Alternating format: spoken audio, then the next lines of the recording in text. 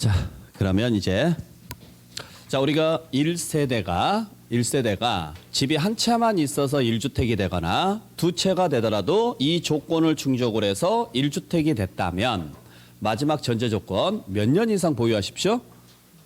2년 이상을 보유하셔야 됩니다. 자, 그래서 마지막 조건이 무슨 기간이 필요하다? 보유 기간이 필요한데 보유 기간은 무조건 몇 년이다? 2년입니다. 2년. 그때 보유 기간은 언제부터 언제까지예요? 취득일로부터 양도일까지입니다. 그래서 지난 시간에 취득 시기하고 양도 시기를 말씀드렸었죠. 기억 안 나시죠?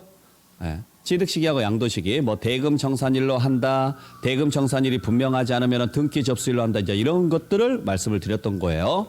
근데 만약에 이게 취득 당시에 그 집이 조정 대상 지역에 있는 집이라면 2년 보유 기간 중에 2년 이상을 거주까지 하셔야 돼요. 그러니까 양도 시점에 조정 대상 지역이 아니라 취득 시점에. 그러니까 지금 노원구 같은 경우에는 지금 조정 대상 지역이 아닙니다. 조정 대상 지역은 현재 강남 3구, 강남구, 서초구, 송파구하고 용산구 딱 4개밖에 안 남았어요. 전국에 다 해제가 됐고. 그러다 보니까 노원구는 이미 조정 대상 지역에서 해제가 됐긴 했는데 재작년 같은 경우는 노원구가 조정 대상 지역에서 서울 전 지역에. 그러니까 만약의 경우에 조정 대상 지역이었을 때 취득을 했으면 지금 조정 대상 지역이 아니어도 2년 거주한 사실이 있어야 돼요. 그래야 비과세 혜택을 받아요. 그때 거주 기간은 뭘로 따지느냐면 전입일부터 전출일까지로 따집니다. 자, 여기까지 이해하시겠어요? 혹시 여기까지 궁금한 점 없어요? 알겠습니다. 자, 그래서 이러한 내용으로서 여러분들 보시면 되고 그냥 2년이니까 그렇게 어렵게 생각할 필요는 없어요. 자, 근데 여기에 이제 특례가 있어요.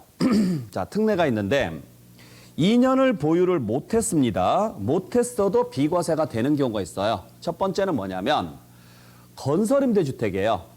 네, 건설임대주택이라는 게 있는데 글자 그대로 처음부터 집을 지을 때부터 뭐 할 목적으로 짓는 거예요?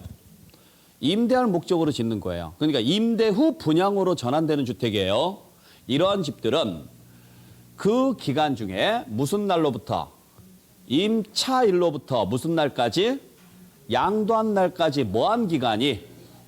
거주한 기간이 5년 이상이면 그냥 비과세 혜택을 줍니다. 자, 그러니까 이런 식으로 보시면 돼요. 지금 이게 무슨 아파트인지 아시겠죠? 아까 말씀드렸던 것처럼 임대 후 분양으로 전환되는 아파트를 말씀드리는 거예요. 그러면 임대 후 분양으로 전환되는 아파트 같은 경우에 처음에 매입해서 들어갈 수 없죠? 뭐에서 들어가야 돼요? 임차에서 들어가야 됩니다. 자, 임차에서 들어가다가 일정 기간이 지나면 5년이나 7년 이 정도가 지나면 의무 임대 기간이 있으니까 그 기간이 지나면 분양으로 전환됩니다. 그래서 내가 그 집을 분양을 받은 후에 이걸 팝니다. 그러면 나는 언제가 취득일이에요? 이날이 취득일이죠. 이날이 취득일이잖아요. 그러니까 이날부터 이날까지가 몇 년? 자, 그러면 임차에서 사는 동안은 내 집이다 아니다? 아니에요. 살 수는 있어요 없어요? 있어요. 분양받은 순간부터는 내 집이 아니에요. 내 집 맞죠? 살 수는 있어요 없어요? 있어요. 자, 우리가 판단하고 싶은 것은 뭘 본다?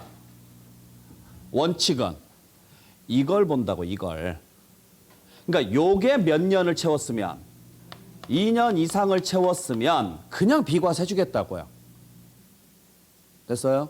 네. 물론 이 당시 조정 대상 지역이면은 이 기간 중에 이게 2년 이상까지 채워야 되겠지만 일단 그거 배제하고. 근데 이걸 몇 년을 못 채운 거예요? 2년을 못 채웠어요. 그럼 비과세가 돼요, 안 돼요? 안 돼요. 안 되는데 이 사람은 살다가 분양받은 거죠? 그래서 무슨 날로부터? 임차한 날로부터 무슨 날까지? 양도한 날까지 뭐한 기간이? 그렇죠. 요게 몇 년 이상이면 5년 이상이면 이걸로 비과세 혜택을 주겠다 이 소리예요. 이걸로. 무슨 말인지 아시겠죠? 네. 자, 그래서 이러한 식으로 해서 여러분들께서 정리를 좀 해주시면 될 것 같아요. 자, 그러다 보니까 이제 이게 뭐가 문제가 하나 생겼느냐면 LH공사가 그 주택 건설을 해서 임대를 목적으로 해서 집을 지었어요. 그리고 나서 임대 후 분양으로 전환을 하는데 보통 LH공사가 직접 임대를 내면 상관이 없어요. 근데 어떤 경우들이 있느냐면 LH공사가 집을 지은 다음에 LH공사가 임대를 내기가 힘드니까 일반 건설사한테 넘겨버립니다. 넘겨버린 다음에 그걸 임대를 내요. 그러면 여기에 들어온 세입자들은 LH공사가 임대한 걸로 알까요? 건설사가 임대한 걸로 알까요? LH공사가 임대한 걸로 알아요. 왜냐하면 주공이라고 써져 있으니까. 그런데 이 사람들이 그러면은 이 건설사가 임대하는 것은 건설임대주택이에요? 매입임대주택이에요? 매입임대주택이 돼요. 그러니까 건설사가 짓긴 했지만 이건 건설사가 돈 받고 지어주는 것뿐이지 누구 소유예요? 원래는 LH공사 소유예요. 그러니까 LH공사가 건설사한테 수주를 주고 지어서 임대를 냈으면 건설임대가 맞아요. 근데 다 지은 다음에 소유권을 다 누구한테 넘겨버려요? 건설사한테 다 넘겨버려요. 그리고 네가 알아서 임대해. 그러면 이제 건설사는 짓는 대가 받았고 LH공사로부터 그걸 다시 돈 주고 그 아파트를 사서 다시 임대를 내는 거예요. 공공임대를. 그러다 보니까 이 혜택을 못 받아요. 거기에 들어가서 사는 사람들은. 근데 이건 세입자들은 몰라요. 이게 문제가 되게 컸어요. 그래서 하나 더 집어넣은 게 공공매입임대주택 이것까지도 혜택을 주겠다고요. 그러니까 LH공사가 지어서 직접 임대를 한 거라면 상관이 없는데 아셨죠? 그걸 일반 개인이나 건설사 등이 매입을 해서 임대를 한 것도 혜택을 주겠습니다 해서 이게 재작년에 지금 들어온 거예요. 그전까지는 없다가. 네, 그런 이제 내용들이 있다라고 알고 계시면 되고. 자, 두 번째는 취약이나 근무상 사유나 또는 질병, 요양, 그 밖에 부득이한 사유로 세대 전원이 어디로 이사를 가야 돼요? 다른 시나 군으로 이사를 가야 된대요. 그러니까 내가 원해서 가는 거예요? 어쩔 수 없이 가는 거예요? 어쩔 수 없이 가는 거예요. 그럴 때는 2년 보유하지 않아도 됩니다. 몇 년 이상 거주한 사실만 있으면 1년 이상 거주한 사실만 있으면 그냥 비과세 혜택을 드릴게요 라고 돼 있어요. 어렵진 않죠? 네. 반드시 무슨 지역으로 떠나야 돼요? 네, 다른 시나 군으로 떠나야 돼요. 다른 시나 군으로. 그래서 이러한 식으로 해서 떠난다. 자, 그때 그러니까 내가 만약에 집을 2년을 보유를 하지 않은 상태인데 거주는 1년이 넘었어요. 예를 들어서 1년 3개월 거주한 상태에서 직장이 바뀌어서 옮겨가야 돼요. 그러면 2년을 못 채웠으니까 비과세를 못 받잖아요. 집을 팔고 저쪽 가서 집을 사야 되는데 못 받죠? 비과세 혜택을 못 받으니까 가서 세무서에 가서 내가 왜 이 지역으로 이사를 가야 되는지 사유서를 제출하시라고요. 근무지가 변경이 돼서 가는 겁니다. 그래서 2년은 못 채웠지만 1년 이상 거주했습니다라고 제출을 하면 비과세 혜택을 주겠다 이 소리예요. 무슨 말인지 아셨죠? 자, 예전에 한번 시험제 나왔을 때 틀리게 내면 여기를 6개월로 주거나 여기를 근무상이 아니라 사업상으로 줘요. 사업상 형편은 해당 사항이 없어요. 그래서 가끔 물어보시는 분들이 중개사무실을 옮기려고 하는데 이것도 이 혜택을 받을 수 있을까요? 라고 물어보시는 분들이 계시는데 중개사무소는 안 됩니다. 개인 사업자니까. 누가 강제로 떠민 게 아니라 본인이 원해서 가는 거죠? 네, 그건 안 돼요. 네, 그렇게 보시면 되고 참고로 이제 이건 실무적인 내용인데 다른 시나 군으로 이사를 가야 된다 그랬죠? 그러면 노원구에서 예를 들어서 노원구에서 금천구로 가요. 이 거리와 노원구에서 하남시로 가요. 이 거리와 어느 게 더 멀어요? 금천이 더 멀죠? 그죠? 근데 금천은 같은 서울시니까 같은 지역에 들어가죠? 하남은 다른 시니까 다른 시가 되죠? 그러면 이게 문제가 생겨요. 그렇잖아요. 오히려 거리가 가까운데도 불구하고 시가 달라졌다고 해서 비과세 혜택을 주고 거리는 먼데 만약에 김포까지 합쳐지게 되면 난리 나는 거 이제. 그렇죠. 그래서 여기서 말하는 다른 시라는 것은 행정구역상 다른 시를 말하는 게 아니고 그 생활관계상 다른 시를 말하는 거예요. 그렇기 때문에 이 부분은 여러분들께서 나중에 필요하다면 실무상 필요하다면 관할 세무서에 문의를 하셔야 돼요. 어디까 지금 제가 여기에 살고 있는데 어디까지를 같은 시로 보고 있습니까? 라고 문의를 해 주셔야 돼요. 참고로 서울부터 인천까지는 다 같은 시로 봅니다. 그러니까 뭘 보느냐면 하루에 통근 시간이 가능하냐 불가능하냐예요. 지하철이 인천까지 가잖아요. 그죠? 저녁에 술만 안 먹으면 출퇴근 가능하죠? 가능하잖아요, 하루에. 그러니까 같은 시로 봐요. 근데 대신 인천광역시 부평이면 같은 시로 보는데 인천광역시 강화군이면 다른 군으로 봐요. 왜? 강화까지는 하루에 가기는 좀 애매해요. 그래서 이건 다른 시로 봐요. 다른 군으로 봐요. 그러니까 이건 나중에 가서 여러분들께서 혹시라도 이런 식으로 해서 옮겨가야 된다. 2년 보유를 안 했는데 비과세를 받고 싶다. 그럼 문의를 하신 다음에 이 지역은 같은 시에 포함되니까 혜택 못 받습니다. 그러면 2년 보유하시고 파시고 만약에 혜택을 받을 수 있으면 2년 보유 안 해도 되니까 그냥 1년 이상 거주하고만 파시면 돼요. 자, 그다음에 세 번째는 수용되면은 그냥 비과세 줍니다. 뭐 이건 당연한 이야기죠. 내가 원해서 파는 것도 아니고 강제로 팔렸으니까. 그다음에 네 번째, 이주 목적으로 출국을 하게 되면은 비과세를 받을 수가 있는데 2년 보유하지 않더라도 자, 여기서는 이제 좀 주의하셔야 될 게 있어요. 여러분들 출국을 합니다. 이주 목적으로 출국을 하게 되면은 거주자요, 비거주자요? 비거주자예요. 비거주자는 비과세 혜택을 못 받아요. 그러니까 이 사람은 원래 비과세 혜택이 안 돼요. 출국 후에 팔면. 아셨어요? 네. 그런데 그러면 너무 억울하죠. 만약에 여러분들이 해외로 이민을 간다고 가정을 해보세요. 그러면 국내에 있는 부동산을 다 팔 거예요, 안 팔 거예요? 캐나다로 이민 간다. 국내에 있는 부동산 다 팔 거예요, 안 팔 거예요? 안 팔아요? 가서 무슨 돈으로 살 건데요? 뭐 돈이 뭐 한 수백억 있어서 뭐 가도 아무 상관없다 그러면은 상관이 없는데 일반적으로 봤을 때는요. 다 팔고 갑니다. 그죠? 뭐 집도 팔아야 되고 이래야 되는데 문제는 갔다가 돌아올 수 있죠. 만약에 적응 못하면 돌아와야 되잖아요. 그러니까 집 한 채는 남겨놔도 좋습니다 이야기예요. 그러니까 다른 거 다 처분을 하든 안 하든 그건 알아서 하시는데 집 하나는 남겨놔도 좋습니다. 그건 출국 이후에 파셔도 봐드릴게요. 왜? 살다가 간 거니까. 그래서 전제 조건이 있어요. 일단 첫 번째, 출국 당시 집이 한 채만 있어야 돼요. 두 채 이상 있으면 안 되고, 그리고 반드시 몇 년 이내에 팔아야 되느냐? 2년 이내에는 파셔야 돼요. 출국하고 나서. 그러니까 몇 년간은 봐주겠다 이 소리예요. 2년간. 혹시라도 필요하면 만약에 적응 못 하시면 돌아오십시오. 네. 봐드릴 테니까. 근데 거기서 계속 사실 거라면 계속 국내에다가 집을 놔두면 안 되잖아요. 투기성이니까 2년 안에 처분하십시오. 그러면 그 부분은 보유고 뭐고 아무것도 안 따지고 그냥 비과세 혜택 드릴게요. 이제 이런 식으로 가요. 네. 우리 시험지에서 제일 많이 나오는 것은 얘하고 얘예요. 자, 그래서 부득이한 사유로 세대 전원이 다른 시나 군으로 이주했을 때는 몇 년 이상 거주한 사실이 있어야 된다? 1년 이상 거주한 사실만 있으면 된다. 그 다음에 자, 이주 목적으로 해외로 출국할 때는 출국 당시 1주택이어야 되고 반드시 몇 년 이내에 팔아야 된다? 2년 이내에 팔아야 된다. 그러면은 2년 보유 및 거주에 관계없이 그냥 뭐 해주겠다? 비과세 혜택을 주겠습니다. 이런 식으로 정리를 좀 해주시길 부탁드립니다.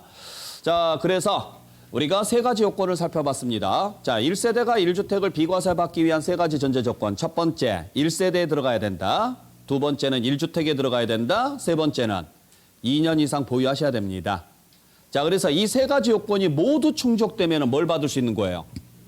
비과세 혜택을 받을 수가 있는데 이 요건을 모두 충족했음에도 불구하고 비과세가 안 되는 경우가 있습니다. 세 가지. 첫 번째, 미등기면은 안 해줍니다. 이건 뭐 당연한 이야기예요. 두 번째, 고가주택이면은 안 해줍니다.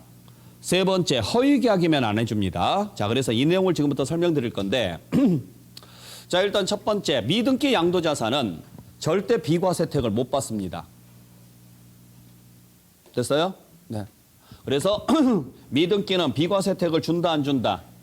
안 줍니다. 비과세가 배제가 됩니다. 즉, 다시 말해서 전부 과세합니다. 근데 여기에 예외가 있어요. 미등기임에도 불구하고 미등기로 보지 않는 경우가 있어요. 그러면 미등기로 보지 않는다는 이야기는 뭘로 간주해 준다? 등기로 간주해 준다는 이야기고 등기가 된다는 이야기는 비과세가 가능하다는 이야기죠? 그러한 사유들이 몇 가지가 있는데 자, 잘 보세요. 미등기라는 말이 무슨 말이에요? 미등기. 등기를 안 하는 거죠. 근데 등기를 안 하는 게 미등기가 아니고 정확히 표현해야 돼요. 여자는 누구를 여자라 그래요?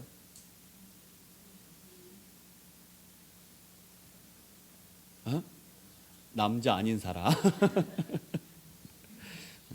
좀 이상하긴 하죠. 제가 예시를 잘못 들긴 했는데. 네. 자, 우리가 항상 단어라는 것은, 글자라는 것은요, 상대적인 단어가 있어요. 만약에 상대적인 단어가 없으면 해당 글자는 존재하지 않습니다. 자, 만약에 전 세계 인구가 남자만 있어요. 끔찍하죠? 네.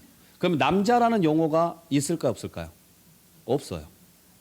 남자라는 용어가 나올 수 있는 이유는 여자라는 용어가 있기 때문에 남자라는 용어가 나와요. 반대도 마찬가지예요. 여자라는 용어가 나오려면 남자가 있어야 여자라는 용어가 나오지, 만약에 성이 동일하다면 절대적으로 남자, 여자 구분 안 합니다. 맞죠? 네. 밤이냐 낮이냐 이것도 마찬가지예요. 1년 365일 전부 다 낮으로만 구성되어 있다? 낮이라는 용어가 없습니다. 그냥 다 밤입니다. 낮입니다. 상관없습니다. 근데 밤이 있으니까 그거 상대적인 용어인 낮이 있는 거예요. 어둡다, 환하다, 전부 다 반대적인 용어가 있죠?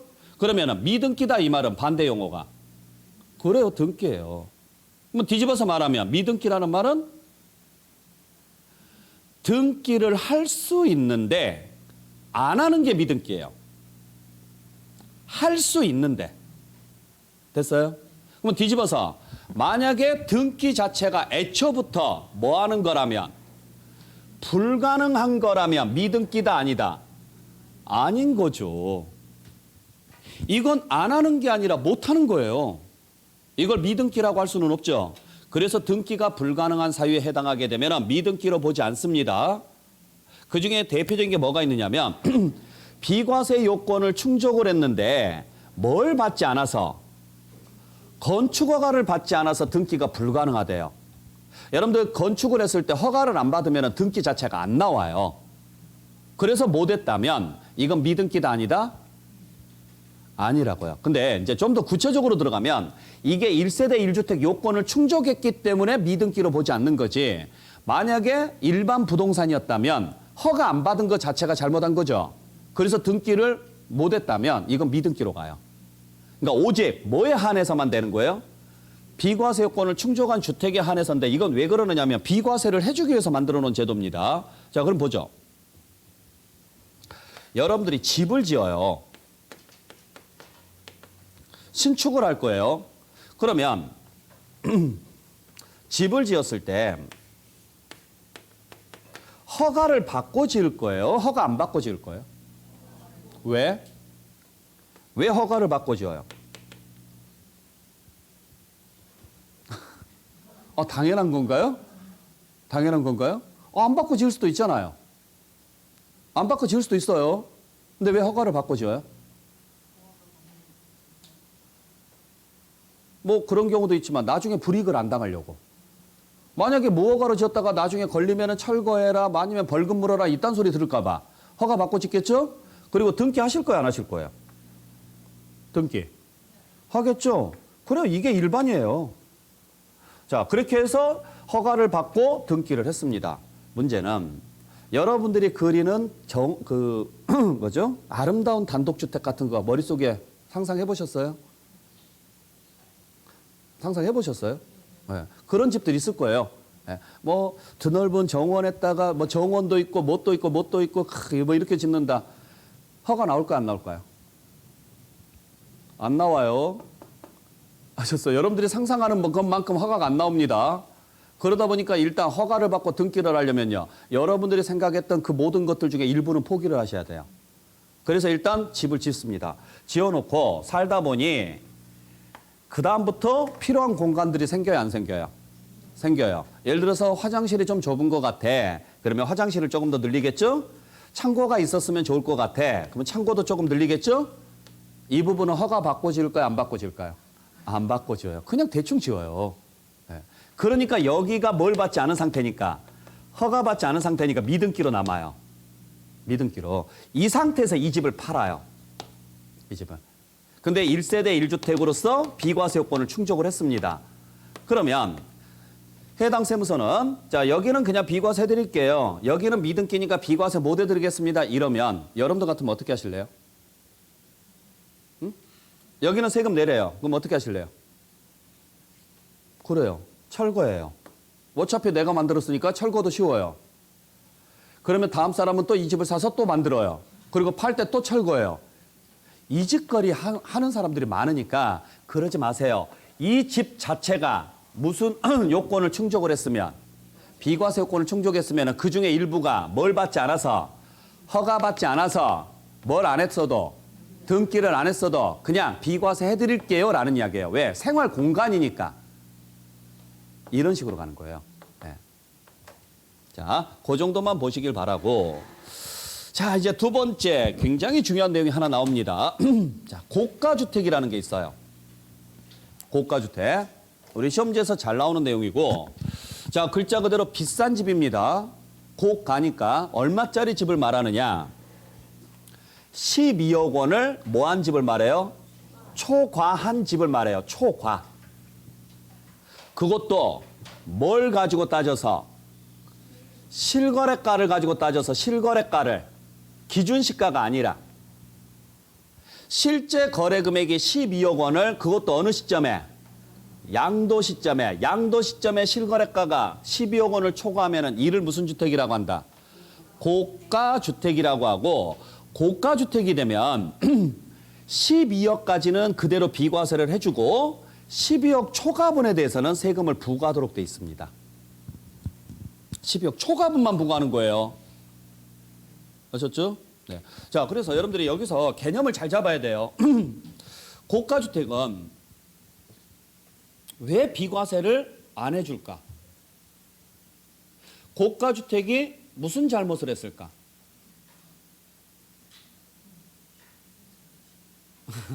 고가주택이 무슨 잘못을 했을 것 같아요? 아무 잘못도 안 했습니다. 아셨어요? 아니, 가격이 비싼 이유가 내 잘못이에요? 만약에 여러분들이 20억에 집을 내놨습니다. 근데 아무도 안 사요. 그러면 절대 20억에 거래 안 됩니다. 그러면 20억에 거래가 됐다는 이야기는 수요와 공급이 만나는 점이 있었다는 이야기예요. 그죠? 이건 정상적인 시장 상황이 맞죠? 우리가 시장이라는 것은 경제 용어로 따졌을 때 보이지 않는 손에 의해서 메커니즘으로 움직이는 게 시장 환경이에요. 그렇잖아요. 그러니까 굉장히 유동적이에요. 굉장히 유동적이고 여기에 정부나 개인들, 자금력이 되는 사람들이 개입을 하게 되면은 그때부터는 가격이 폭등하거나 폭락을 해서 투기성 문제가 생기는 거죠. 근데 그런 경우만 아니라면 수요와 공급이 만나는 점에서 유동적으로 움직이는 게 시장 가격이고 그게 12억이 넘었다? 이건 당연히 수요가 많으니까 12억이 넘는 거예요. 이건 내 잘못이 아니라고요. 단지 그러니까 지금 얘는요. 아무 잘못도 안 했어요. 안 했는데 문제는 12억짜리 넘는 집이 몇 개나 되느냐고요. 대한민국에 몇 프로나 될 것 같아요. 대한민국 주택 중에서 12억이 넘는 집이 몇 프로나 될 것 같아요? 대충 찍어봐요. 그 정도밖에 안 돼요. 그러니까 우리 주변에 12억이 넘는 집들이 많아서 그렇지 대한민국 전체를 놓고 보면 12억이 넘는 집이 그렇게 많지는 않아요. 그러니까 정부에서는 어떻게 판단을 하느냐면 이게 말도 안 되는 법인데 진짜 말이 안 되는 법이에요. 그냥 당신들 돈 많은 거 아니냐 이렇게 봐요. 근데 아무 잘못도 없으니까 전체적으로 다 과세할 수는 없어요. 그래서 얼마만 과세하는 거예요? 12억 초과분만 과세가 되는 겁니다. 12억 초과분만. 잘 판단하셔야 돼요. 그러니까 이게 되게 억지로 만들어 놓은 법률이라고 보시면 돼요. 그러니까 12억 넘는 것 자체가 아무 잘못도 없는 거죠. 그러니까 얘는 되게 짠한 집이에요. 그러니까 고가주택을 나쁜 집이라고 보시면 안 돼요. 고가주택은 나쁜 집이 아니라 무슨 집이다? 짠한 집이다. 네. 비싸다라는 이유만으로 어디에서 쫓겨났다? 비과세에서 쫓겨난 집이다. 그러니까 전체를 다 배제하면 안 된다. 일부만 비과세에서 배제시켜야 된다. 그게 얼마? 12억 초과분이에요. 이쁜 게 죄다 아니다. 이쁜 건 죄다 아니다. 죄예요? 태어날 때부터 이쁜 건데? 죄가 아니죠? 아니, 얼굴 손 안 대고. 이쁜 건 죄 아니에요. 근데 똑똑하기까지 해요. 내내 쳐놀다가 시험 보기 전날 꼭 공부해도 전교 1등 합니다. 재수 없죠? 근데 걔는 아무 잘못도 안 했어요. 걔는 원래 능력이 그런 거예요. 지가 잘난 거예요. 근데 얘가 티를 내거나 그러지는 않아요. 그런데도 불구하고 어때요? 왕따 당합니다. 그게 고가주택이라고 보시면 돼요. 그러니까 얘는 아무 잘못이 없는 거예요. 아니 내가 20억에 내가 12억 넘게 팔고 싶어서 파는 게 아니에요. 예를 들어서 나는 10억에 팔고 싶어. 그랬더니 사는 사람이요. 자기가 15억 주겠대요. 그러면은 나는 너한테 절대 안 팔 거야. 네가 10억에 사지 않는 이상 나는 절대 안 팔 거야. 이래야 돼요? 이거 미친 짓이라고요. 그러니까 얘는 아무 잘못이 없는 거예요. 자, 믿음기는 잘못했어요, 안 했어요? 이건 잘못한 거 맞죠? 그러니까 얘는 전부 과세인 거예요. 그러니까 얘는 죽일 놈이에요. 그러니까 원래 죽일 놈이 있고 나쁜 놈이 있고 짠한 놈이 있는데 얘는 죽일 놈이고 얘는 짠한 놈이에요. 그래서 고가주택은 아무런 잘못도 안 했는데 비과세에서 쫓겨난 집이다. 그래서 억지로 그냥 외우셔야 돼요. 얼마 초과? 12억 초과고 얼마에 대해서만 과세한다? 12억 초과분에 대해서만 과세가 이루어져요. 네. 그러다 보니까 우리 세금은 어떻게 계산하느냐면 양도가액에서 필요경비를 빼서 계산합니다. 양도가액에서 뭘 빼서 계산해요? 필요경비를 빼서 계산을 해서 뭘 구하면 되느냐면 차익을 구하시면 되는데 자 이때 가액이라는 것은 수익금액을 말하는 거예요. 팔아서 받은 금액. 차익이라는 것은 뭘 이야기하느냐면 이익을 이야기하는 거예요. 이익. 그러면 우리가 고가주택인지 아닌지는 가액으로 판단할까 차익으로 판단할까?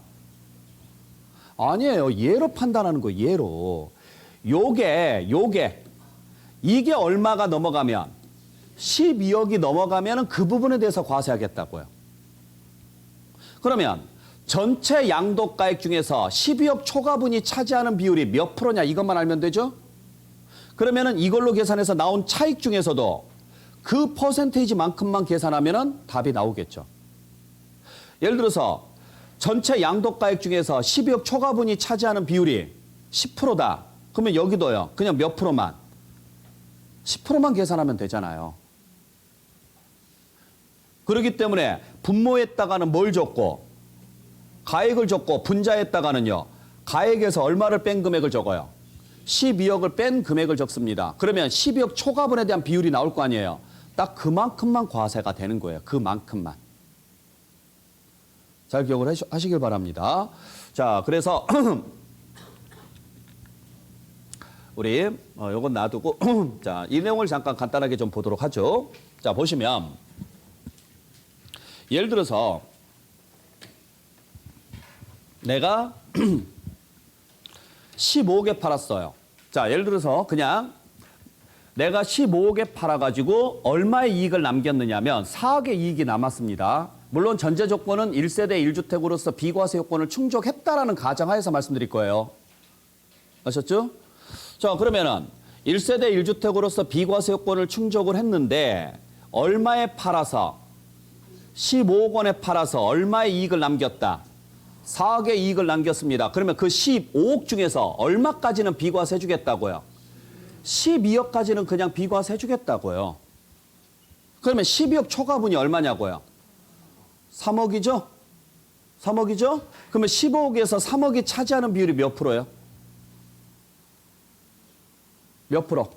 그렇죠. 20%죠. 15분의 3이니까 5분의 1이잖아요. 5분의 1이면 20%죠. 네. 그러면 15억 가지고 계산한 4억 중에서도 얼마까지만? 20%에 해당하는 요 비율까지만 과세를 하겠다고요. 그러니까 얼마? 8천만 원만 과세가 되는 거죠. 8천만 원만. 어려울 거 없죠? 그러니까 전체 양도가액 중에서 양도가액 전체 얼마? 15억 중에서 15억에서 얼마를 뺀 금액? 12억을 뺀 이 비율이 몇 프로냐? 20%다. 그러면 요 20%만큼만 과세하자. 차익도. 자, 여기도 마찬가지. 얼마에 팔았어요? 20억에 팔아가지고 얼마 이익이 남았어요? 4억의 이익이 남았습니다. 똑같이 4억의 이익이 남았어도 20억 중에서 얼마까지는 비과세? 12억까지는 비과세. 그러면 12억 초과분인 얼마? 8억이 과세입니다. 그러면 20억에서 8억이 차지하는 비율이 몇 프로냐고요? 그렇죠. 40%죠.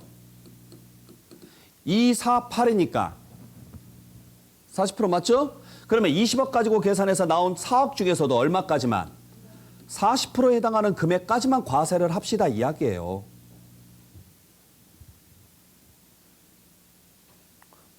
됐어요? 네. 왜 우리가 초과라는 말을 쓰는지 아시겠어요? 12억을 뺄 거니까 그래요. 만약에 12억에 팔았다고 가정을 해보세요. 그러면 12억에서 12억을 빼면 얼마예요? 0이에요. 0을 곱하면 여기가 0입니다. 그러니까 12억까지는 자동으로 세금이 안 나와요. 12억까지는. 자, 그럼 보세요. 자, 좀 이따가 말씀드리겠지만 우리가 세금 계산은 양도가액에서 필요경비를 빼서 계산을 합니다. 쭉 계산을 해나가는데 그냥 계산식을 그냥 쭉 정리를 하고 이건 조금 이따가 말씀드리기로 하고 똑같이 15억에 팔았고 똑같이 양도 차익이 10억이 발생했다고 가정을 해볼게요. 그러니까 5억에 사서 얼마에 팔았어요? 15억에 팔았습니다. 그래서 얼마 이익이 남았어요? 10억의 이익이 남았는데 그게 미등기죠? 미등기면은 나머지 혜택이 없어요. 그래서 10억이 전체가 과세되는 금액으로 잡히고 세율은 70%여서 7억을 내야 됩니다. 세금으로.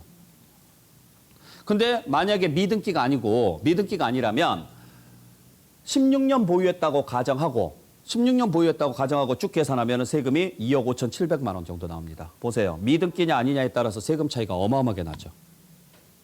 그러니까 이 말은 무슨 말이냐. 미등기 하면 죽여버리겠다 이 소리예요. 그러니까 미등기 같은 거 하지 말라 이 소리예요. 그러니까 미등기는 너무 세금이 비쌉니다 이렇게 말하지 말란 소리죠. 누가 하라 그랬냐고요. 하지 말라고 이야기했고 하게 되면 불이익을 주겠다라고 했는데 그걸 본인이 하면서 억울하다 그러면 말이 안 되는 거죠. 근데 만약에 그 집이 그게 1세대 1주택으로서 비과세 요건을 충족했다? 그러면 10억 전체에 대해서 계산하는 게 아니라 만약에 15억에 팔았으면 15억에서 12억 초과분이 얼마예요? 3억이니까 15분의 3에 해당하는 20%만큼 과세하면 되죠. 그러니까 2억이 남을 것이고 이걸로 쭉 계산하면 1,284만 원밖에 안 나옵니다. 보세요. 1,284만 원, 2억 5,700만 원, 7억. 자, 그럼 보세요. 되게 재밌는 게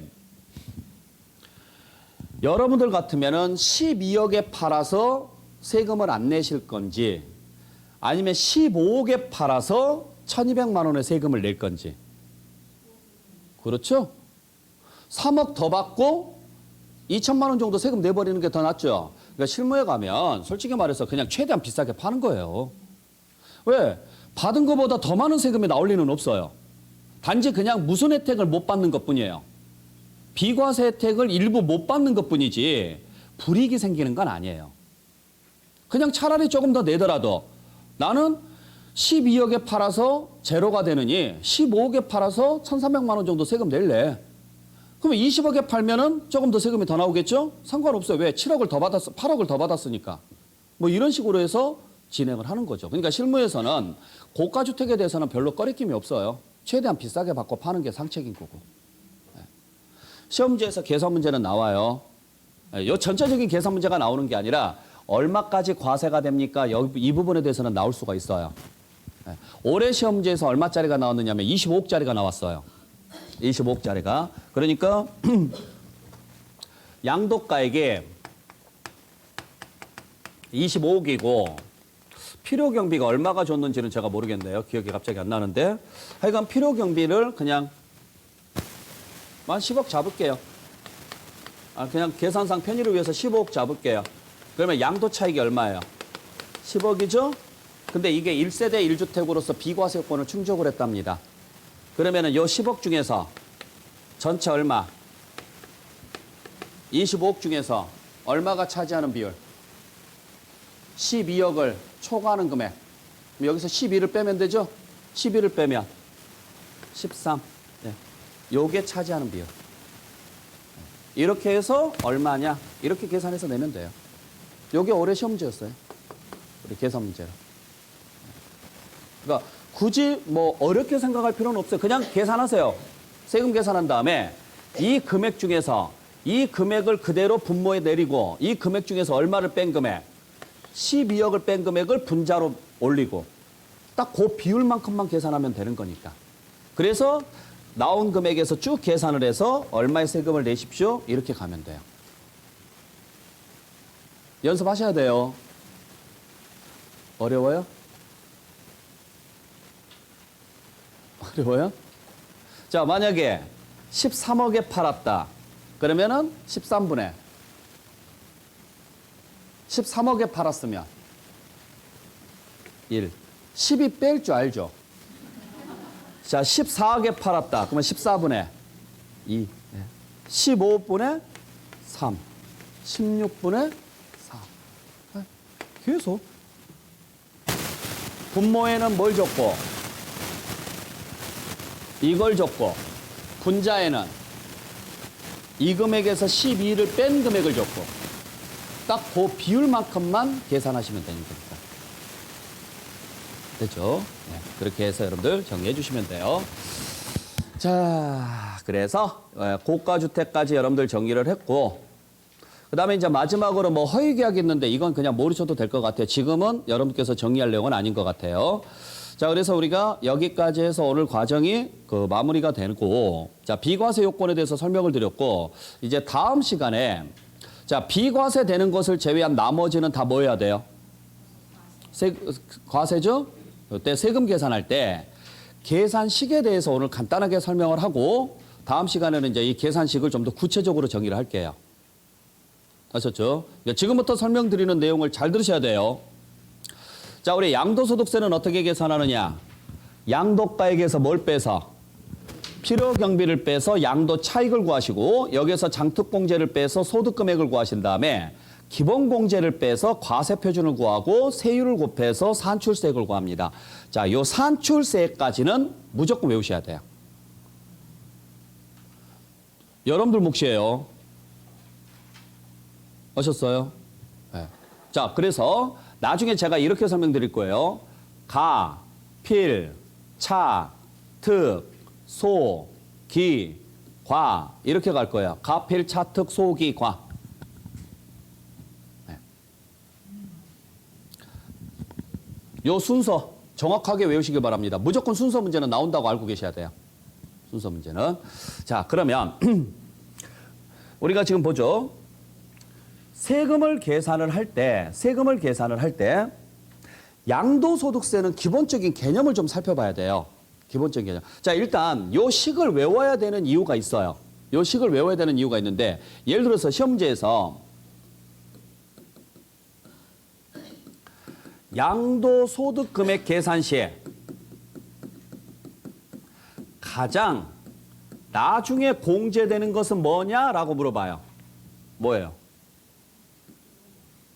양도소득금액 계산 시 가장 나중에 공제되는 것은 뭐다? 기본공제. 그래서 다 틀리죠. 왜? 분명히 제가 얘를 물어봤는데 소의 위치를 보세요. 그래서 무조건 외우셔야 돼요. 소가 여기 있죠? 이거 계산할 때 가장 마지막에 공제하는 것은 장기보유 특별공제예요. 이게 우리 실제 시험 문제예요. 양도소득 과세표준 계산 시 가장 마지막에 공제되는 것은 뭐냐? 그랬으면 그때는 뭘로 가야 돼요? 기본공제로 가야 돼요. 기본공제. 자, 그래서 일단 결과값들이 나오고 그 결과값들에 대해서 하나씩 빼는 항목들이 있습니다. 그 항목들 순서별로 정확하게 기억을 좀 해주셔야 돼요. 필요경비를 빼서 뭘 구하시고, 차익을 구하시고, 장기보유 특별공제를 빼서 뭘 구하시고, 소득금액을 구하시고, 기본공제를 빼서 뭘 구한다? 과세표준을 구합니다. 자, 외우는 것은 여러분들께서 확실하게 정리해 주시길 부탁드릴게요. 됐어요? 네. 자, 그러면 일단 외우는 것은 여러분들 몫이고, 저는 기본 개념에 대해서 좀 설명을 드릴게요. 우리 양도소득세는 왜 내는 세금이에요? 양도소득세는 왜 내는 세금이에요? 그렇죠. 이익이 발생했기 때문에 내는 세금입니다. 그러면 이익을 계산하려면 뭘 알아야 될까? 이익을 계산하려면, 이익이 발생하려면 일단 수입이 있어야 돼요. 수입이 있어야 이익이 생기겠죠. 수입도 없는데 이익이 생기진 않잖아요. 그 수입에 해당하는 금액이 양도가액이에요. 그러니까 양도가액이라는 것은 뭘 이야기해요?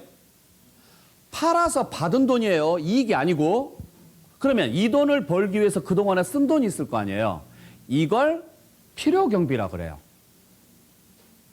그러니까 실무상으로 따지면, 사업자로 따지면 얘가 매출액이고 얘가 매출 원가인 거죠. 팔아서 받은 돈, 이걸 뭐라고 한다? 양도가액 또는 수입금액. 그리고 이 수입에서 빼야 할 지출을 뭐라고 한다? 필요 경비라 그래요. 그래서 수입에서 지출을 빼서 남는 이익을 뭐라 그래요? 차익이라 그래. 익자를 써서.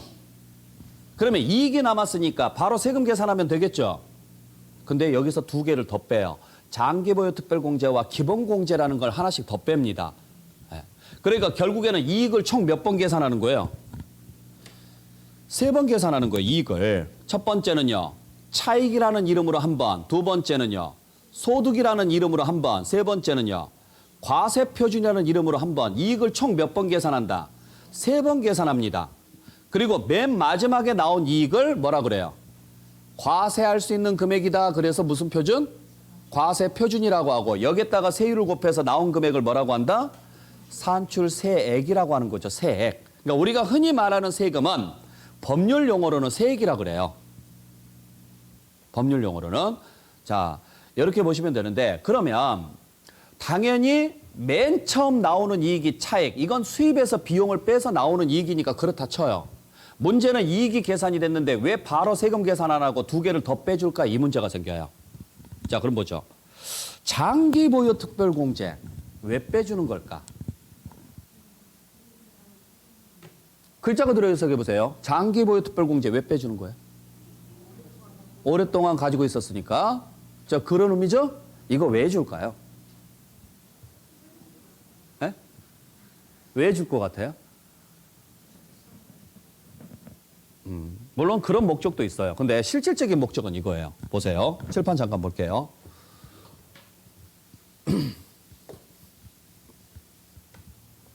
예를 들어서 여러분들이 4억에 취득을 했다라고 가정을 할게요. 4억에. 그러면 4억에 취득했다. 이 말은 4억 원만큼 뭐 했다? 지출을 했다 이야기죠. 그죠? 그리고 나서 10년이 지났습니다. 10년이 지난 후에 이걸 9억에 팔았어요. 자, 그러면 9억에 팔았다. 이 말은요. 9억 원만큼 뭐가 생겼다? 수입이 생겼다는 이야기예요. 그러면 4억에 지출을 해서 4억을 지출을 해서 9억의 수입이 생겼으니까 나는 5억의 이익이 남는 거죠. 이걸 뭐라고 한다? 차익이라고 합니다. 됐나요? 여기까지는 이해되시겠죠? 그냥 숫자예요. 자, 문제는 이게 진짜 내 이익일까 아닐까? 왜? 에? 그렇죠. 화폐 가치 때문에 그래요. 화폐 가치 때문에. 10년 전의 4억이 지금의 4억하고 값어치가 같을까요? 다를까요? 달라요. 이게 문제가 생겨요. 그러면 우리나라 같은 경우는 인플레이션이에요? 디플레이션이에요? 인플레이션입니다. 인플레이션은 화폐 가치 하락을 뜻하는 거죠. 그러면 10년 전 4억은 지금의 4억보다 높다 낮다? 높다라는 거예요. 왜? 시간이 지나면 화폐 가치가 하락한다는 이야기는 과거의 화폐 가치가 지금보다 훨씬 높다는 이야기잖아요. 그러면 10년 전 4억은 지금의 4억보다는 훨씬 높은 이 정도 될 거라고요. 그럼 비교는 같은 시점을 놓고 비교를 해야죠. 그죠? 그럼 실제 이익은 여기밖에 안 되는 거예요. 여기밖에. 이걸 뭐라고 하는 거예요? 이걸.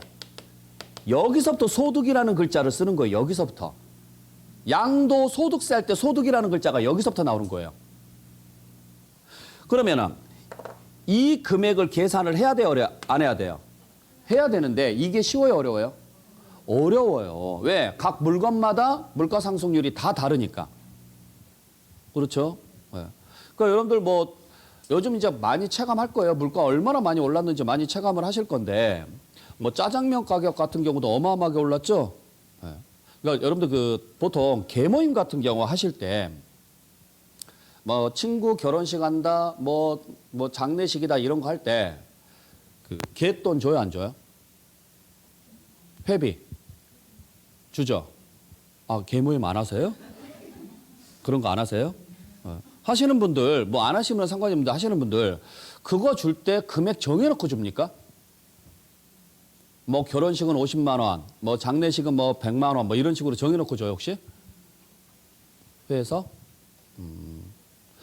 물론 그래도 상관은 없어요. 근데 예전에 이제 저 같은 경우는 친구들하고 이렇게 이제 회비를 모아가지고 친구들 결혼할 때 이제 돈을 주는 걸로 돈을 모았는데 문제는 뭐 친구들 결혼할 때 50만 원 주겠다라고 돈을 모읍니다. 예. 문제는 일찍 결혼한 놈은 50만 원 가지고 냉장고 2대를 살 수 있어요. 늦게 결혼한 놈은 50만 원 가지고 냉장고를 못 삽니다. 똑같은 모델의 냉장고를 못 삽니다. 이런 문제점이 생기는 거죠. 예. 그래서 그때 저희들이 생각한 방법이 그거였죠. 교통비로 하자. 왜? 물가를 가장 빨리 반영하고 있는 게 교통비입니다. 그래서 지하철 요금의 100명분. 그러면 딱 그 시점에 지하철 요금의 100명분을 주는 거예요. 그러면 지하철 요금이 오르면 오른 금액의 100명분이니까 그만큼 돈이 더 나가는 거죠. 그러니까 늦게 가져간 사람도 억울함이 없는 거죠. 이런 식으로. 물론 100명분은 못 줬어요. 네. 근데 그게 맞아요. 만약에 우리나라가 디플레이션이라 그러면 반대로 갔었어야 되는 거고 그게 현실적인 거죠. 그러니까 여러분들 국민연금도 마찬가지예요. 국민연금을 동일한 금액을 받을 때 지금 받는 사람하고 10년 후에 받는 사람은 그 가치가 완전히 다른 거예요. 쓸 수 있는 범위가 너무나 달라지는 거니까. 그러니까 이걸 물가상승률을 반영을 해서 실제 지급액을 달리해야 되는 거죠. 똑같은 생활을 하기 위해서 지금은 50만 원 가지고 이 생활을 할 수 있다면 10년 후에는 50만 원 가지고 이 생활을 못 한다는 이야기예요. 의료비라든지 이런 것들이 얼마만큼 올랐을지 모르는 상황이니까. 그러면 그때 물가상승률 대비해서 일정 금액을 더 올려주는 게 맞겠죠. 그렇게 가야 되는데 그렇게 할지 모르겠네요. 자, 그래서 이걸 다 확인하는 게 어려워요. 그래서 이 세금이라는 것은 전문가가 계산해서 내는 거예요? 우리가 계산해서 내야 돼요? 여러분들이 계산해서 내는 거예요. 전문가가 계산해서 내는 거 아니에요. 뭘 전문가가 계산해서 내요. 여러분들이 계산을 해서 내야 되는데 하기 싫으니까 전문가한테 맡기는 거죠. 돈 주고. 그죠? 그래서 기본적으로는 국민들이 알아서 계산을 해서 내셔야 되는데 물가 상승률 같은 거 다 해가지고 여러분들이 학교노 시간에 배운 것처럼 유효이자율, 시장이자율 등등등 해가지고 그거 다 때려 집어넣으면 계산 못하지 않느냐. 예, 그래서 단순하게 계산합시다. 그래서 단순하게 계산을 해서 이만큼을 공제해 드릴게요. 이게 뭐예요? 장기 보유 특별 공제라는 거예요. 그러면 장기 보유 특별 공제는요. 계속 시간이 지나면 지날수록 많이 해줘야 되는 거죠. 그래서 이건 시간이 지날 때마다 공제 금액이 올라갑니다. 이런 식으로. 물론 이론상 하는 이야기예요. 이론상. 굉장히 좋은 제도예요.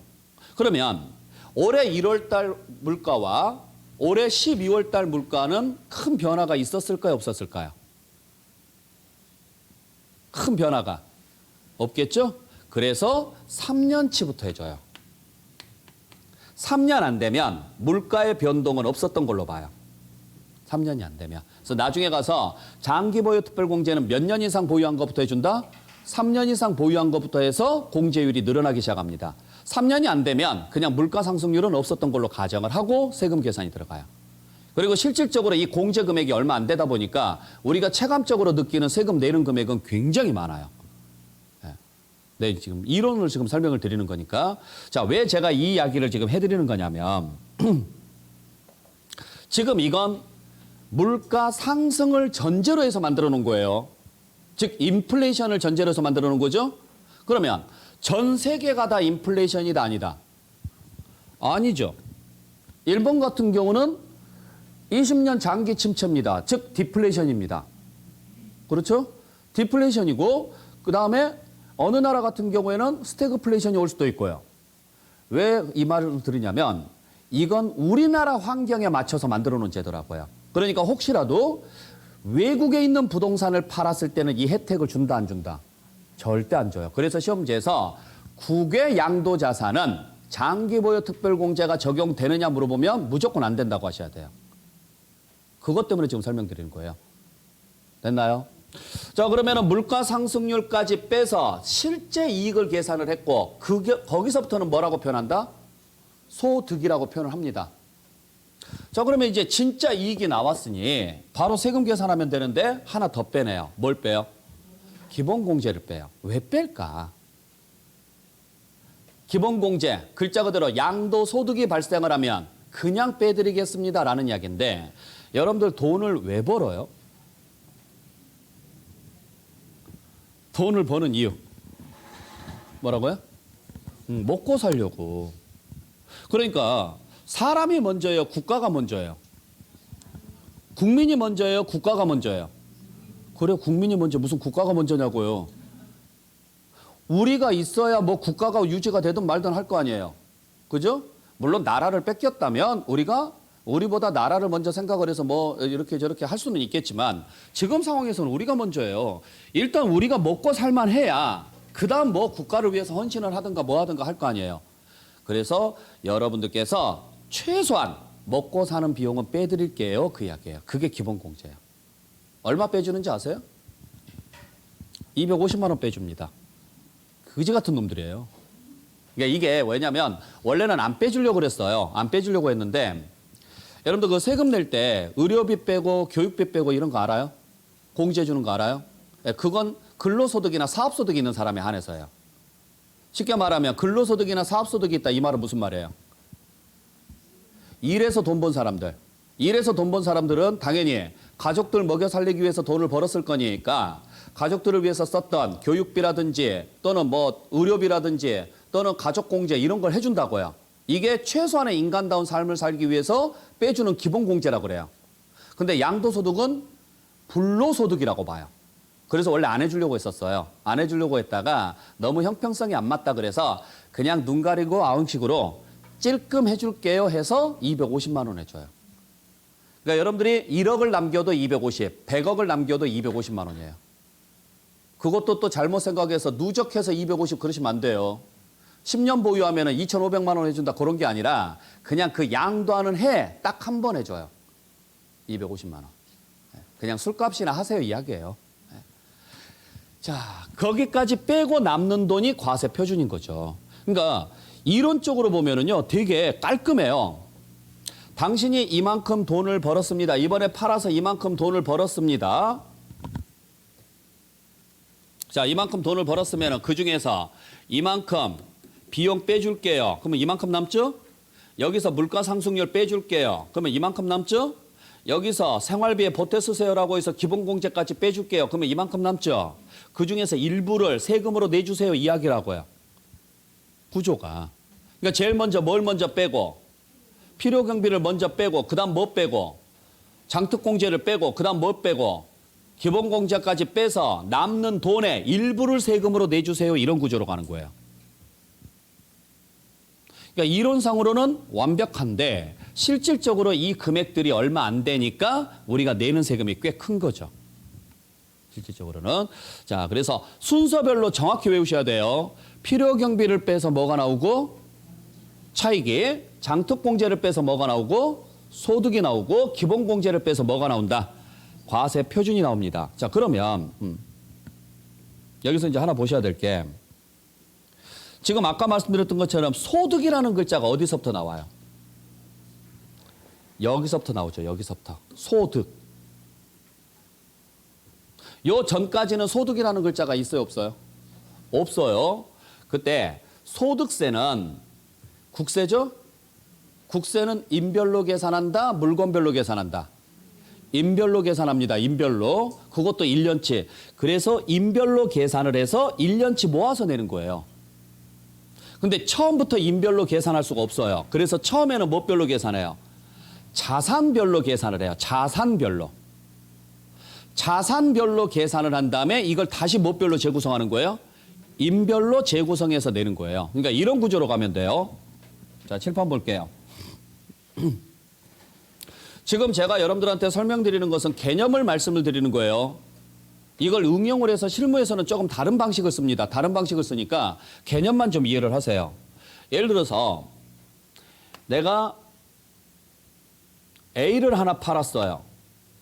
그 다음에 B도 하나 팔았어요. C도 하나 팔았습니다. 2023년도 1월 1일부터 12월 31일까지 요 세 개를 팔았다라고 가정을 해볼게요. 그러면 A에서 양도가액에서 필요경비 빼고 장기보유 특별공제 빼서 뭘 구하시라고요? 소득을 구하시라고요.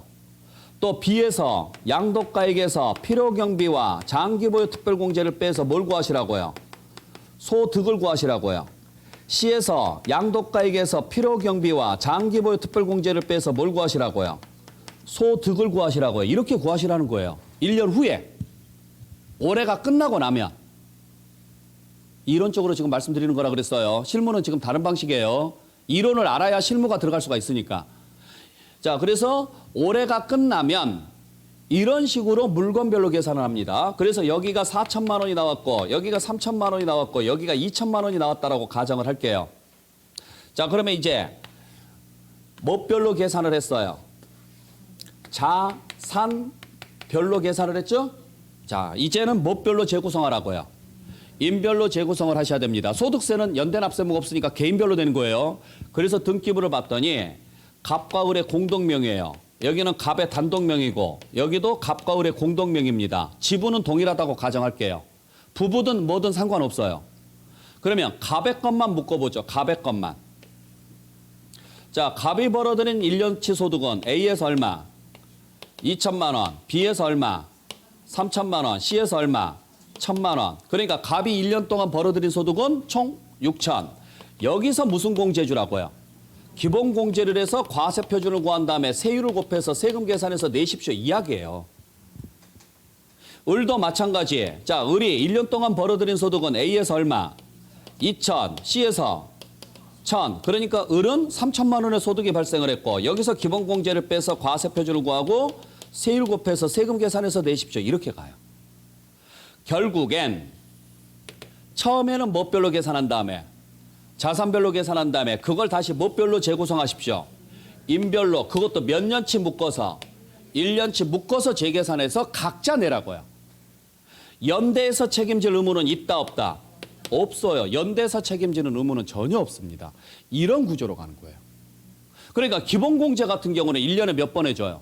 한 번밖에 안 해주는 거예요. 장특공제 같은 경우는 그 물건마다 해주지만 그래서 장기보유 특별공제는 자산별로 해준다 그래요. 하지만 기본공제는 인별로 해준다 그래요. 그것도 소득금액을 다 묶어서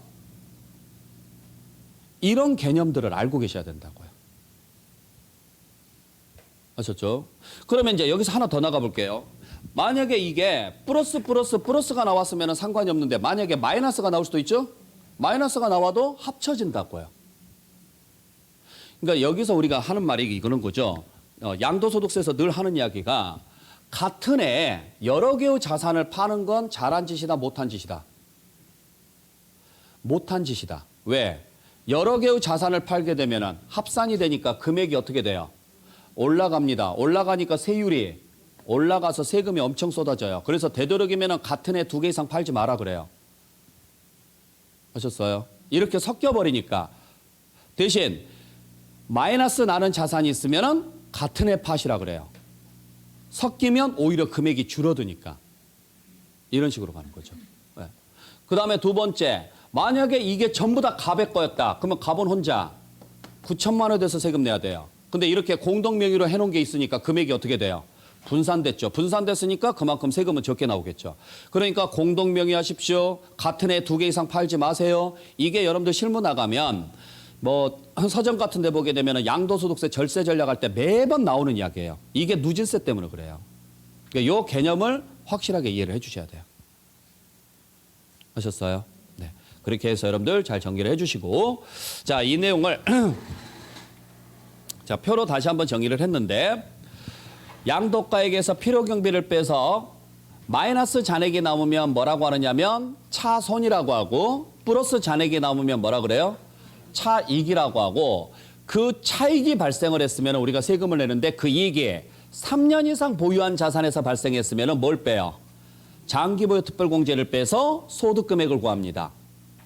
대신 만약에 차손이 발생을 했잖아요. 차손이 발생했으면 장특공제 해줄 이유가 없어요. 이 자체가 마이너스니까. 그래서 차손이 발생하는 자산이 있거나 소득이 발생하는 자산이 있으면 그걸 그대로 가져와서 1년 후에 이걸 뭐예요? 합산을 해요. 같은 해. 합산을 한다는 이야기는 차손은 소득하고 소득에서 뭘 받을 수 있다는 이야기예요? 공제 받을 수 있다는 이야기예요. 여기가 마이너스 4천 플러스 6천이면 합쳐서 플러스 2천만 남는다고요. 그런데 오히려 차손 쪽이 크면은 마이너스 잔액이 남겠죠? 그건 결손이라고 하고 플러스 쪽이 크면은 그대로 소득이 남을 것이고 여기서 무슨 공제하는 거예요? 기본 공제에서 과세 표준을 구하고 그 과세 표준에다가 뭘 곱해서 세율을 곱해서 세금 계산해서 냅니다. 이런 식으로 가는 거예요. 자, 이걸 좀 좀 더 구체적으로 한번 써볼게요. 다음 시간에 이제 여기서부터 진행을 할 건데 양도 가액에서 뭘 빼십시오? 필요 경비를 빼십시오. 그랬더니 마이너스가 나올 수도 있고 플러스가 나올 수도 있는데 마이너스가 나오면 뭐라고 한다? 차손이라고 하고 플러스가 나오면 차익이라고 한다. 그러면 차익이 발생했으면 여기에서 뭘 해주십시오? 장기보유 특별공제를 해주십시오. 좀 줄여서 쓸게요. 그래서 뭐까지 구하십시오? 소득까지 구하십시오. 그리고 나서 그 소득을 여기까지는 뭐별로? 자산별로 구합니다. 자산별로 구한 소득 금액을 아까 제가 설명드렸다시피 자산별로 구했으면 다시 뭐별로? 인별로 재구성하십시오. 인별로 몇 년치 묶어서 1년치 묶어서 그래서 여기서 뭐 해주세요? 기본공제를 해주시고 이 기본공제를 해서 나온 값을 과세 표준으로 해서 여기에다가 뭘 곱해서 세율을 곱해서 세금 계산해서 내시면 됩니다. 지금 이 구조라고요. 그랬을 때 이게 하나가 아니라 두 개, 세 개, 네 개였다면 무조건 합쳐서 계산을 합니다. 또 얘만 발생하는 게 아니라 얘도 발생한 게 있었다. 두 개 이상 팔았는데 하나는 얘가 발생하고 나머지는 얘가 발생했다. 그래도 같은 해에 발생한 게 있으면 여기서 이 차손은 어디에서? 소득에서 뭐 해주십시오? 공제해 주십시오. 공제했는데도 불구하고 이쪽이 더 금액이 크더라. 그러면 마이너스 잔액이 남죠? 그건 결손이라 그래요. 결손. 그래서 결손이 발생을 했으면 그 다음부터는 어떻게 하느냐. 이 결손은 다음 연도로 2월에서 공제가 될까요? 안 될까요? 안 돼요. 그냥 이걸로 사라져요. 이걸로. 네. 대신 플러스 잔액이 남았다. 그러면 그때는 소득이라고 하고 쭉 계산이 나간다. 이렇게 보시면 되죠. 자, 그래서 다시 한번 소득세는 몇 년 단위로 계산한다? 1년 단위로 계산합니다. 2023년도, 2024년도 이렇게 놓고 봤을 때 A를 팔고 B를 팔았다. 근데 A도 플러스가 남고 B도 플러스가 남았다. 그럼 합쳐서 소득. 됐죠? A를 팔았는데 A는 마이너스가 나왔고 B는 플러스가 나왔다. 그러면 얘는 차손, 얘는 소득. 어차피 합산이 된다. 이런 식으로 가는 거예요. 자, 그랬을 때 예를 들어서 여기서 차손이 발생한 거예요. 4천만 원이. 즉 팔았는데 얼마 손해봤어요? 4천만 원 손해봤어요. 세금 낸다 안 낸다? 안 냅니다. 근데 여기서 소득이 발생을 했어요. 소득이 1억이. 세금 낸다 안 낸다? 냅니다. 얼마에 대해서? 6천에 대해서. 근데 모르고 1억에 대해서 내요. 사람들이. 이때는 안 내고 이때는 1억에 대해서 내요. 그러면 세무서는요? 모른 척 합니다. 세금 많이 내는 것은 죄다 아니다. 아니니까. 누가 많이 내라고 했냐고요. 여러분들이 공부해서 알아서 신고하라고 돼 있어요. 근데 모르고 내요. 사람들이 다 그래요. 손해나면 세금 안 내고 이익 나면 세금 내니까 이것만 세금 내면 됩니다. 이래요. 같은 해에 발생했으면 이게 합산이 돼서 얼마에 대해서만 내면 돼요. 그렇죠. 6천만 원에 대해서만 내는 거예요. 이때. 이해되셨어요? 근데 여기가 소득이 1,000만 원밖에 안 돼요. 그럼 세금 낸다 안 낸다? 안 내야 돼요. 왜? 얘를 여기다가 대입을 시켜주라고요. 그러면 얼마만 남아요? 마이너스 3천만 남죠? 자, 요게 차손, 요게 결손. 그러니까 차손은 그 자산에서 발생하는 마이너스, 결손은 1년치 묶어서 마이너스. 근데 이때 C를 하나 팔았어요. 근데 여기서 소득이 1억이 발생한 거예요. 요 3천만 원 여기서 공제해준다 안 해준다? 이건 절대로 안 되고. 그러니까 마이너스 나는 자산은 언제 팔아야 되느냐? 아무 때나 팔아도 돼요. 어차피 세금 안 나오니까. 근데 되도록이면 플러스 나는 자산이 발생하는 해 같은 해 파시라고요. 그래야 상계 처리가 되니까. 둘 다 플러스가 나왔다. 그러면 되도록이면은 팔지 말고 해를 달리해서 파시라고요. 할 수만 있으면. 그래야 세금을 줄이는 거니까. 이 개념이 지금 이 전체적인 개념에서 나오는 거예요. 하셨어요? 네. 자, 그래서 여기까지 정리하시고. 자, 여러분들 일일학습 문제 나눠드렸죠? 네, 딱 5분 드릴 테니까 풀고 바로 해설 강의 들어가겠습니다. 됐나요?